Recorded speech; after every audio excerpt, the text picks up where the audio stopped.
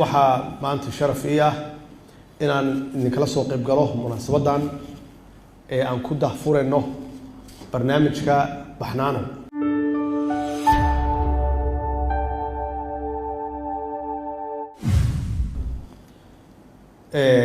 ilaahay baa mahad iskale horta oo na khalqay oo halkan noo suurtageliyay inaan soo imaano.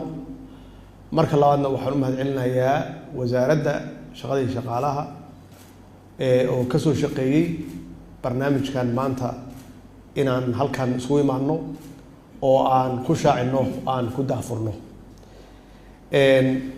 xaalad adag iyo dalkeenu ku jira waa wada ognahay mar walbana inaan ku celcelino oo aan soo helno fursad. xaaladda caafimaad ee noo keentay cudurkan la yiraahdo COVID-19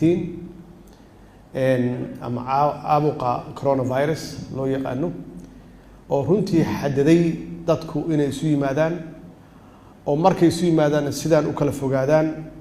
waxay ahayd barnaamijkan bacdama uu yahay barnaamijkii ugu horeeyay oo dadka saboolka aan ku gaarino oo aan ku caawinino in aan intaan ka weynino. sababta noo suurtagelin weyda waxay tahay oo na xadiday oo runtii naxanibtay oo noo diiday inaan bulshada la wadaagno dad badan aan u yeerno si aan ugu macnayno barnaamijkan iyo marxaladii uu soo maray. waxaa noo diiday isu dhawaanshaha keeni karto in la kala qaado cudurkan oo waxa kaliya looga hortagi karo inay tahay in la kala fogaado ama social distance waxa luqadda ajnabiga ama shisheeye lagu yiraahdo. in aan yareyno isu imaanshaha, in la kala fogaado, dadku inaysan istaaban. maxaa yeelay saan hore u sheegnayba cudurkan wuxuu leeyahay ka hortag, ka dabtagiisu waa dhib badan yahay. waa runtii bilaaw wanaagsan wax walbana dee meel bay ka bilowdaan. inaan nasiib u wada yeelanay idinkuna aad runtii ka shaqayseen inay hirgasho markii ugu horeysay ay dowladdu haba yaraataba ay gaarsiiso shacabkeeda dadkeeda saboolka waxay awoodo inay gaarsiiso.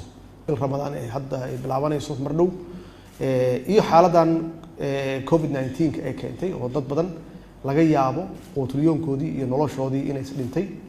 in dowladdu ay u gargaarto ay kaalmo gaarsiiso runtii waxaan oran karaa waa horumar aan gaarnay.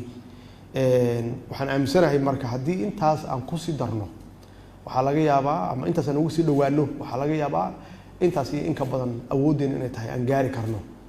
waa mar kale waa idin mahadcelinayaa shaqada wanaagsan aad qabateen ummadda aad u qabateen oo in aan daryeelno dadkeenna, inaan shacabkeenna daryeelno.